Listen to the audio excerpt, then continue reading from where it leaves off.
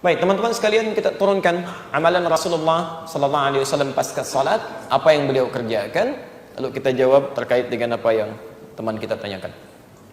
Pertama, seperti tadi kita uraikan dalam menjawab pertanyaan kawan kita yang pertama, amalan Nabi sallallahu alaihi wasallam pasca salat adalah sesuai dengan ketentuan Al-Qur'an di surah keempat An-Nisa ayat 103, kan? Fa idza qadaytumus salata fadhkurullaha qiyaman wa qu'udan wa 'ala junubikum. Maka jika kalian telah menyelesaikan sholat, bergegaslah untuk berzikir kepada Allah, baik dalam keadaan berdiri, duduk, ataupun berbaring. Bagaimana cara mengamalkan zikir ini? Karena kalimat di Qur'annya masih umum, zikir aja, ya? Kalau tidak dijelaskan bagaimana caranya, kita akan kebingungan. Apa Anda kemudian duduk, zikir, kan tidak, ya? Harus ada amalan yang jelas yang bisa kita kerjakan.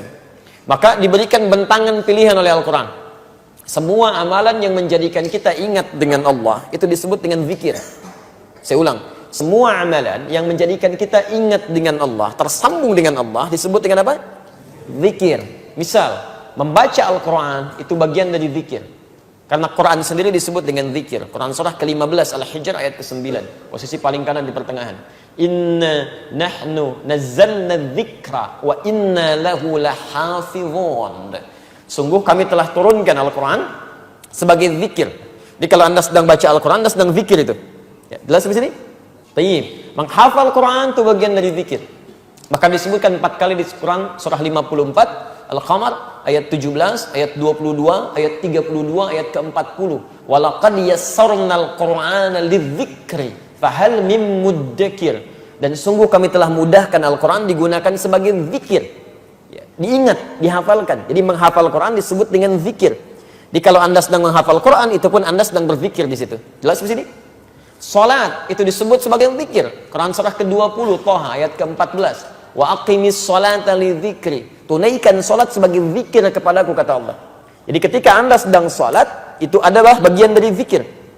Berdoa termasuk istighfar, bagian dari zikir. Ya, Quran surah kedua Al-Baqarah ayat 152, posisi paling kanan sebelah bawah. Saya belum tuliskan tadi.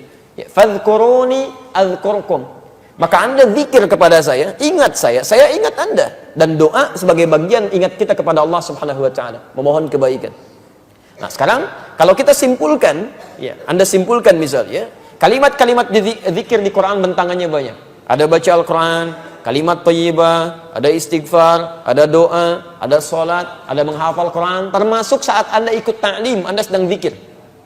Karena saat Anda mengikuti ta'lim, Anda ingat dengan Allah Subhanahu wa taala.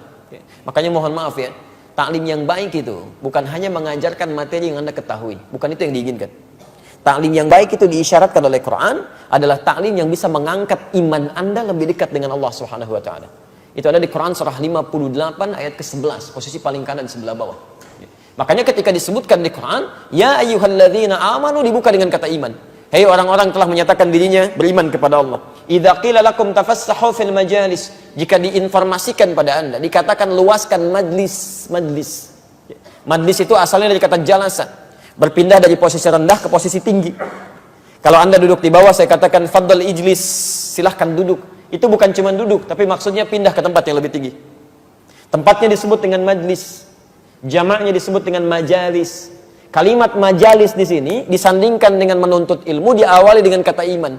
Kata para ulama seakan-akan melukiskan kesan bahwa tempat menuntut ilmu yang baik itu bukan sekedar Anda datang, tapi tempat yang menjadikan Anda terangkat keimanan Anda lebih dekat dengan Allah Subhanahu wa taala. Jadi kalau Anda menuntut ilmu, belajar dengan siapapun, iman Anda tidak meningkat, pengetahuan agama Anda tidak bertambah, ada yang salah di majlis itu. Makanya di ujung ayat yang dikatakan, yarfa'illahu alladhina amanu minkum walladhina utul ilma darajat. Orang-orang yang belajar seperti ini, imannya akan diangkat oleh Allah, plus pengetahuannya akan bertambah. Silakan antum cek. Kalau antum masuk ke majlis ilmu yang seperti ini, pengetahuan Anda pasti nambah.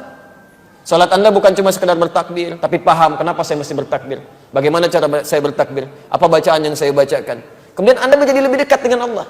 Sebelumnya cuma sholat fardu, sekarang pengennya di masjid. Sebelumnya fokusnya yang berjamaah fardu saja, sekarang kehilangan sunnah, sudah nggak nyaman. Dulu ketinggalan fardu Anda biasa-biasa saja, sekarang ketinggalan sholat sunnah, sudah nggak enak Anda. Itu ta'lim yang bagus. Itu yang disebut dengan zikir.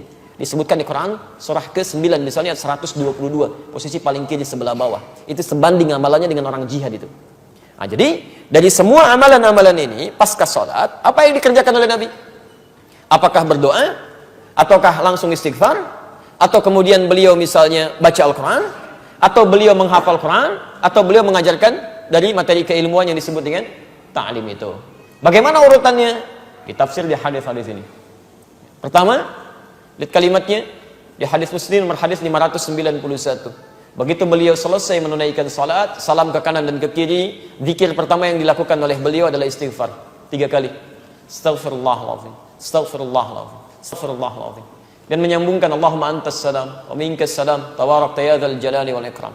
Selanjutnya di hadis Muslim nomor hadis 593, la ilaha illallah lahu la syarika lah, lahul mulku wa lahul hamdu wa huwa ala kulli syai'in qadir. Selanjutnya di hadis riwayat Muslim nomor hadis 597, Anda mulai bacakan subhanallah, subhanallah, subhanallah 33 kali, alhamdulillah, alhamdulillah, alhamdulillah 33 kali, Allahu akbar, Allahu akbar, Allahu akbar 33 kali. Selanjutnya Anda bisa bacakan ayat kursi, ya. Ayat kursi Al-Baqarah 255, posisi paling kiri di pertengahan. Allahu la ilaha illa huwal hayyul qayyum. Selanjutnya Anda bacakan surah Al-Ikhlas, ya, kemudian Al-Falaq, kemudian An-Nas. Setelah itu Anda berdoa kepada Allah Subhanahu wa taala. Doanya bahkan langsung disebutkan dan kami tuliskan. Ya, ada di Ibnu Majah nomor hadis 925. Yang Al-Ikhlas, Al-Falaq, An-Nas di Abu Daud nomor hadis 1523, yang Ibnu Majah nomor hadis 925 itu doa Nabi yang dilakukan setelah selesai zikir yang tadi itu. Kalimatnya, Allahumma inni as'aluka ilman nafi'a wa rizqan thayyiba wa amalan mutaqabbala. Ya Allah, saya sangat berharap ya Allah, semoga Engkau berikan kepada hamba ilmu yang bermanfaat, rizki yang baik ya Allah, yang berkah, dan mohon jadikan amal-amal hamba yang telah hamba kerjakan diterima olehmu ya Rabbal Alamin.